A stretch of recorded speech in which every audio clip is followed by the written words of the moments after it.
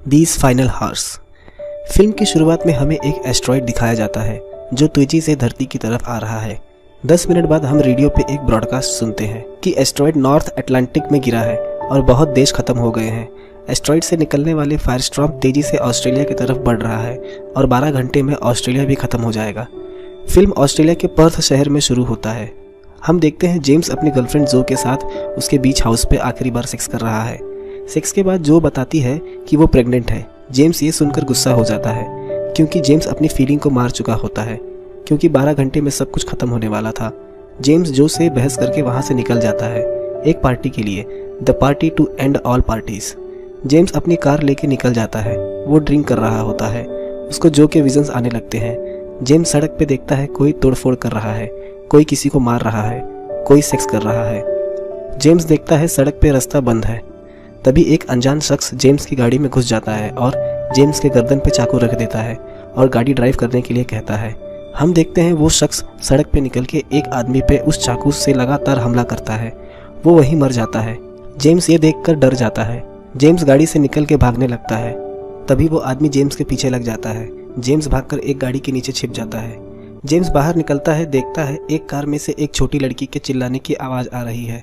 James देखता है उसमें से 2 आदमी एक लड़की को लेकर निकलते हैं। वो उस लड़की का रेप करने जा रहे थे। वो उस लड़की को भीतर लेकर जाते हैं। जेम्स ये सब दूर से देख रहा होता है। जेम्स उनकी गाड़ी लेके निकलने जाता है। जेम्स जाकर गाड़ी में बैठ जाता है, पर अंदर से लगातार लड़की के चिल्लाने की आवाज़ को सुनकर जेम्स खुद को रोक नहीं पाता। वो गाड़ी में देखता है एक हैमर पड़ा है। वो उस हैमर को लेकर भीतर चला जाता है। उन्होंने उसे एक घर में लॉक कर रखा होता है। जेम्स दोनों को एक एक करके मार देता है। फिर वो उस लड़की को बाहर निकालता है। जेम्स उस लड़की को लेकर बाहर आ जाता है। जेम्स उस लड़की को गाड़ी में आकर बैठने के लिए कहता है, पर वो लड़की कहती है मुझे अपने डैड के पास जाना है। जेम्स कहता है यहाँ सेफ नहीं हो तुम, गाड़ी में आके बैठो। वो गाड़ी में आके बैठती है। जेम्स गाड़ी लेके निकल जाता है। वो लड़की अपना नाम रोज बताती है। जेम्स पूछता है तुम्हारे डैड कहाँ रहते हैं। रोज बताती है डैड ने घर जला दिया क्योंकि डैड नहीं चाहते थे कि कोई उसमें आके रहे। इस घर में हमारी यादें बसी हैं। जेम्स पूछता है तुमने डैड को आखिरी बार कहाँ देखा था। रोज बताती है हम आंट जेनिस के घर जा रहे थे, रास्ते में हमारा पेट्रोल खत्म हो गया था। जेम्स कहता है तुम मुझे कोई ऐसी जगह बताओ जहाँ मैं तुम्हें छोड़ सकूँ। रोज कहती है तुम मुझे आंट जेनिस के घर छोड़ दो, वहाँ सब लोग हैं। जेम्स पूछता है तुम्हारे आंट का घर कहाँ है। रोज बताती है रोलेस्टोन में। जेम्स देखता है कि गाड़ी में पेट्रोल खत्म होने वाला है।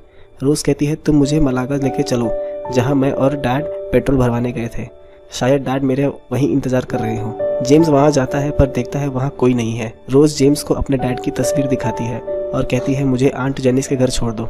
जेम्स कहता है मुझे जाना पड़ेगा। रोज कहती है मुझे आंट जेनिस के घर छोड़ दो। जेम्स कहता है मैं जहाँ जा रहा हूँ मुझे वहाँ जाने तक का पेट्रोल नहीं है।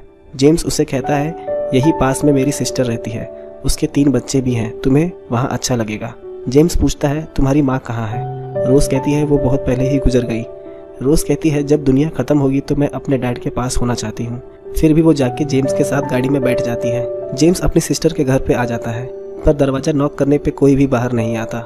जेम्स भीतर जाता है, देखता है उसकी सिस्टर और उसका हस्बैंड दोनों शावर में डेड पड़े हैं। और जेम्स बाहर देखता है तीनों बच्चों को मार के उनका पहले ही क्रिमेशन कर दिया गया है। जेम्स ये सब देख के इमोशनल हो जाता है। जेम्स रोज को बताता है कि उसकी सिस्टर यहाँ नहीं है। जेम्स नहीं चाहता था कि रोज को ये सब पता चले। वो दोनों वहाँ से पार्टी के लिए निकल जाते हैं। हम देखते हैं जेम्स ड्राइव कर रहा होता है। रोज देखती है जेम्स के हाथ से ब्लड आ रहा है। रोज अपने बैग से एक कपड़ा निकाल के जेम्स के हाथ पे बांध देती है। जेम्स देखता है एक पुलिस वाला अपनी फैमिली को लेके लाइब्रेरी में जा रहा है। जेम्स भी अंदर जाता है। पुलिस वाले से पूछता है क्या मैं इस लड़की को आपके पास छोड़ सकता हूँ। पुलिस वाले की वाइफ जेम्स और रोज को वहाँ से जाने के लिए कहती है। फिर वो पुलिस वाला जेम्स के पास आता है। वो काफ़ी डरा हुआ होता है।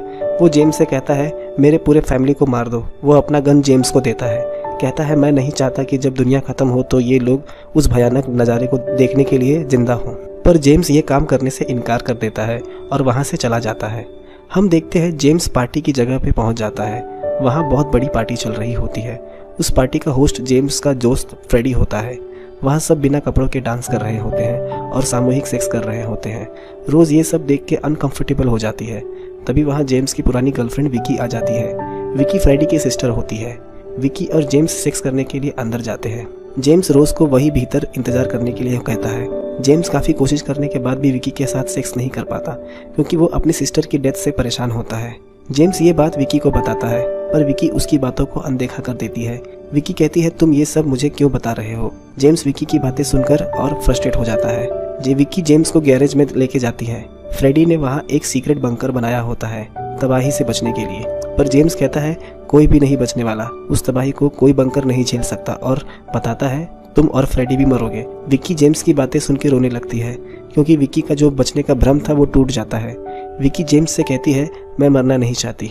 तभी वहाँ फ्रेडी आ जाता है। वो अपनी सिस्टर विकी को रोता देखता है तो जेम्स पे गुस्सा हो जाता है। जेम्स फ्रेडी से कहता है तुमने विकी को सब झूठ क्यों बताया कि तुम सब इस तबाही से बच सकते हो। फ्रेडी और गुस्सा हो जाता है। वहाँ हम देखते हैं रोज को एक महिला ने ड्रग की गोली खिला दी है। जेम्स देखता है रोज उल्टी कर रही है और उसकी हालत बिगड़ रही है। जेम्स रोज को उठाकर ले जाने लगता है। तभी वो महिला कहती है कि रोज उसकी बेटी है। तभी फ्रेडी वहाँ आ जाता है। फ्रेडी जेम्स को रुकने के लिए कहता है। जेम्स बताता है कि ये झूठ बोल रही है। तभी विक्की आ जाती है और फ्रेडी के गन से उस महिला को शूट कर देती है और जेम्स को वहाँ से जाने के लिए कहती है। जेम्स देखता है रोज की तबीयत ज़्यादा खराब हो रही है। जेम्स स्ट्रीट से एक कार चुरा लेता है और रोज को लेकर अपनी माँ के घर पहुँच जाता है। वहाँ वो रोज को सुला देता है। जेम्स की माँ कहती है इतने दिनों में तुम घर नहीं आए और आज आए तो इस तरह से, लेकिन आज कुछ फर्क नहीं पड़ता। जेम्स कहता है मैंने इसके लिए कोई प्लान नहीं किया था। वो कहती है क्या तुम अपनी सिस्टर से मिले। जेम्स इस पर कुछ नहीं कहता। जेम्स की माँ कहती है कल मैं वहाँ गई थी, दरवाजे पे नॉक किया पर कोई बाहर नहीं आया, सेल्फिश लोग हैं। जेम्स बताता है कि वो लोग वहाँ नहीं हैं, कहीं और चले गए हैं। जेम्स अपनी माँ से ये बात नहीं बताता कि वो मर चुके हैं। जेम्स पूछता है क्या गैरेज में पेट्रोल है। जेम्स की माँ कहती है तुम इस लड़की को बचा के किसे इम्प्रेस करना चाहते हो। जेम्स कहता है मैं बस इसकी मदद कर रहा हूँ, ये बात तुम्हें नहीं समझ आ रही है तो ये तुम्हारी प्रॉब्लम है। दोनों में काफ़ी बातें होती हैं। दोनों हंसने लगते हैं। जेम्स गैरेज से पेट्रोल लेता है और रोज को ले जाके गाड़ी में बिठाता है। जेम्स निकलने से पहले आखिरी बार अपनी माँ की तरफ देखता है और वहाँ से निकल जाता है। रोज जेम्स से सॉरी कहती है, मैंने तुम्हें इतनी मुसीबत में डाला। रोज कहती है तुम्हारी पार्टी वाली गर्लफ्रेंड अच्छी नहीं थी। जेम्स हंसने लगता है। हम देखते हैं जेम्स रोज के आंट जेनिस के घर पहुंच जाता है पर वो घर के भीतर नहीं होते। रोज भी आवाज़ देती है पर घर में कोई नहीं होता। जेम्स जंगल की तरफ जाता है, देखता है वहाँ सबकी लाशें गिरी हैं। जेम्स देखता है उसके डैड के जेब में रोज की फोटो है। जेम्स रोज को उस जगह जाने से रोकता है। रोज रोने लगती है। रोज कहती है मैं अपने डैड को देखना चाहती हूँ। जेम्स उसके डैड की लाश को उठाकर लेकर आता है।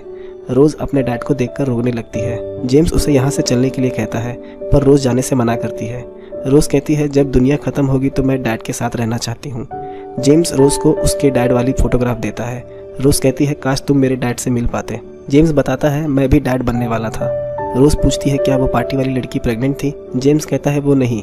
जेम्स यहाँ पर जो की बात रोज से कर रहा होता है। रोज कहती है तो फिर इस वक्त में उसके साथ क्यों नहीं हो। जेम्स कहता है क्योंकि मैंने कुछ गलतियां कर दी हैं। जेम्स कहता है मैंने उसे अकेला छोड़ दिया। रोज कहती है अभी भी वक्त है। जेम्स रोज की तरफ देखता है और जो के पास जाने का फैसला करता है। जेम्स और रोज आखिरी बार गले लगते हैं। जेम्स जाने लगता है। रोज उसे पीछे से आवाज देती है और कहती है मैं तुम्हें जाते वक्त तब तक देखना चाहती हूँ जब तक मैं तुम्हें पूरी तरह से नहीं देख पाती। रोज जेम्स से पूछती है क्या तुम भी मुझे देखोगे। जेम्स कहता है हाँ। जेम्स जाने लगता है और रोज उसके गाड़ी के पीछे भागने लगती है। जेम्स उसे मिरर में देख रहा होता है। जेम्स रोज को याद करके रोने लगता है। जेम्स की आंखें भर आती हैं। जेम्स जो के पास जाने लगता है। अब वक्त काफी कम होता है। जेम्स की गाड़ी में पेट्रोल खत्म हो जाता है। जेम्स भागने लगता है। जेम्स बीच हाउस पे पहुंच जाता है। जेम्स देखता है जो बीच पर खड़ी है और फायर स्टॉर्म तेजी से बढ़ रहा है। जेम्स जो के पास जाता है, उसे सॉरी कहता है। जो उसे धक्का दे देती है। जो उस पे गुस्सा करती है कि उसने उसे अकेला छोड़ दिया था। फिर वो दोनों एक दूसरे को किस करने लगते हैं और देखते हैं फायर स्टॉर्म आ रहा है। दोनों एक दूसरे को हक करके खड़े हो जाते हैं। फिर वो फायर स्टॉर्म आके सब खत्म कर देता है। पूरी दुनिया इसी के साथ खत्म हो जाती है। दोस्तों अगर मान लो कभी ऐसा हुआ कि 12 घंटे में दुनिया खत्म होने वाली है तो आप उन 12 घंटों में क्या करोगे। नीचे कमेंट करके जरूर बताएं। मिलते हैं अगले वीडियो में एक नए एक्सप्लेनेशन के साथ।